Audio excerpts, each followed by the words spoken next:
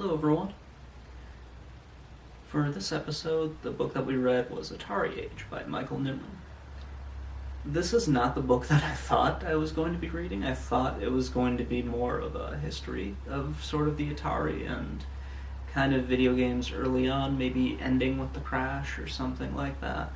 But it was a little bit different than that. It was talking more about the ways that video games made it into the household. It talked a little bit about arcades.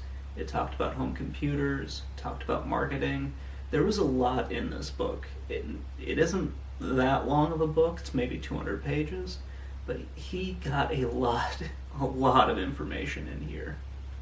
So, to start off, he begins talking about sort of the early computers and the early home consoles, and kind of how people didn't really know what to expect from this new sort of technology. It was sort of the new medium approach where it's really new, it's kind of weird, they're not sure how it's going to fit into the home right away, and at first there's a lot of excitement, and later on it sort of builds to like the media being afraid of it, and parents also being afraid of it as well, and mostly because it's usually kids that were interacting with it, especially on like a more commercial level. Adults do interact with these as well, but mostly it's the kids that were dealing with it. Most of them were playing games, and of course, people got scared when that happened. It's just kind of the way it goes. But the early marketing for this, he took an approach that I hadn't really seen before. It was kind of the television angle. Because obviously you need a television in order to play most of the console games. The computers, I think at this time, at least at the very beginning in the 70s, weren't really commercially viable. They couldn't really shrink the computer down in a way that would actually make it so you could have a computer in your home. If you've ever seen like the early versions of the computers, they're like a warehouse and whatnot. But eventually they got them down to like the microcomputers. He doesn't talk a whole lot about those. He talks a lot about the Atari 400 and the Atari 800. I actually have an Atari 400. I don't have a way to play it yet because I don't have any of the cartridges basically for it.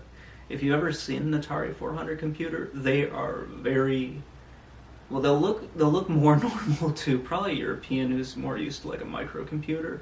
But for me, I had never seen a computer that looked like this, where you have like a membrane keyboard where it's all pressure sensitive. There are no actual like keys that you have to press, and everything is like built into that keyboard. This one's a little weird because it has like a cartridge slot on it, so it almost reminds me a little bit like the NES, or even like the way the Super Nintendo was, where you could push down on like an eject button and the cartridge would come up. This one you push on a button and like the cartridge slot opens up, and then you can slide your cartridge into it. I don't have any of the software for it, so unfortunately I can't really show you any of that. And the system itself isn't really all that impressive, to be honest with you. But sorry for that little tangent. But he talks about how when you first got computers, and even when you first got the consoles, it was sort of like, this is an add-on for the television.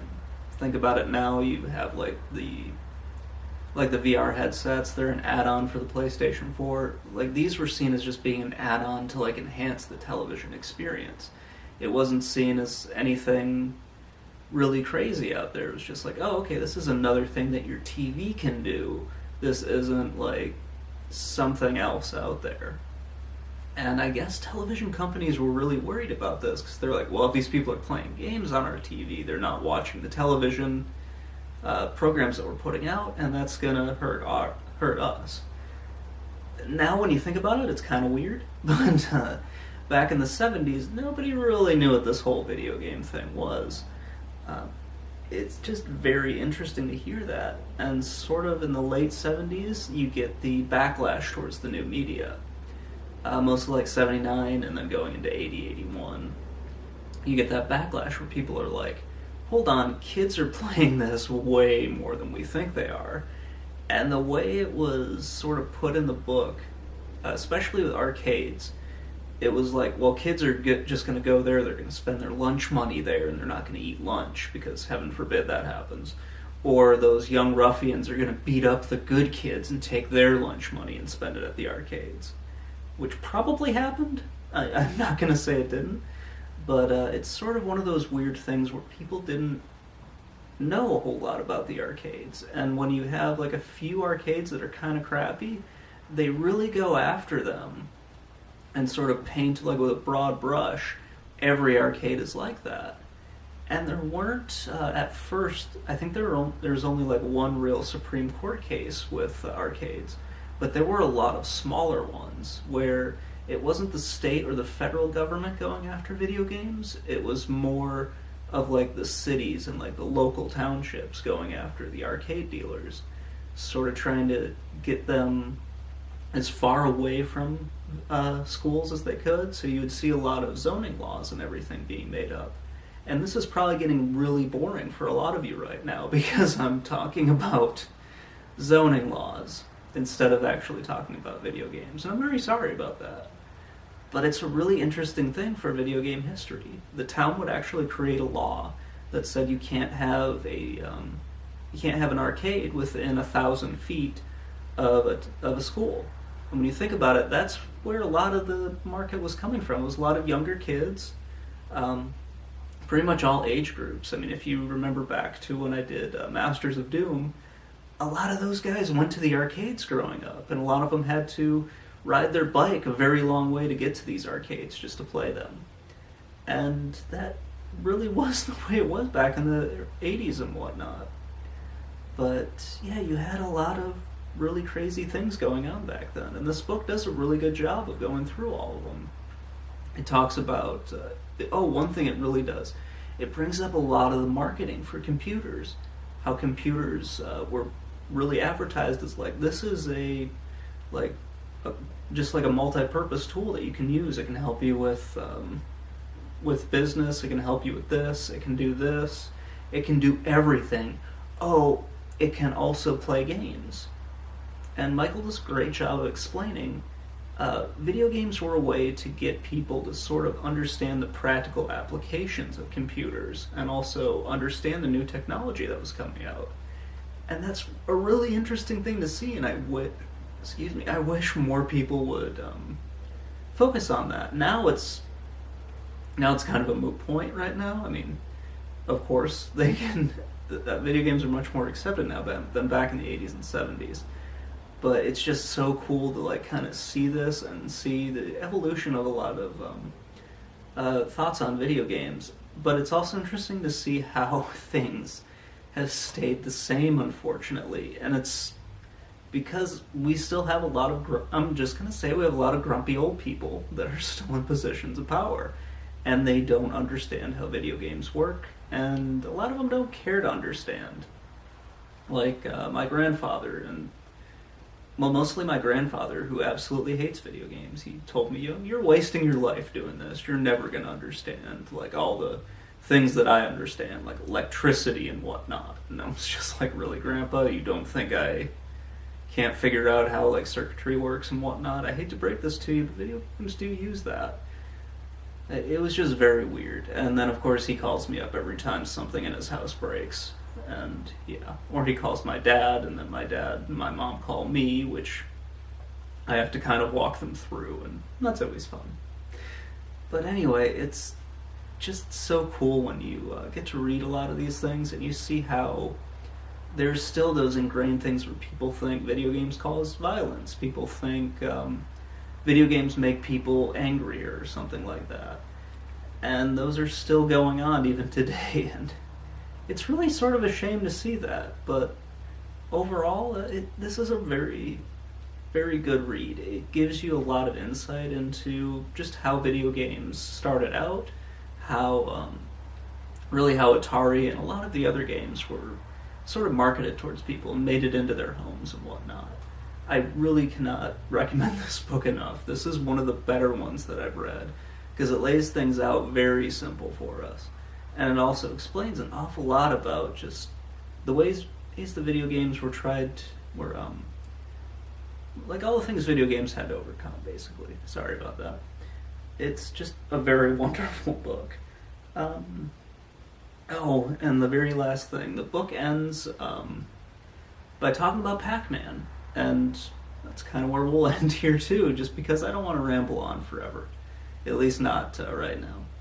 The book ends with talking about Pac-Man and also Miss Pac-Man, and talks about a lot of how really how Pac-Man became more than just a video game. It became like a pop culture icon, especially in the early 80s and whatnot.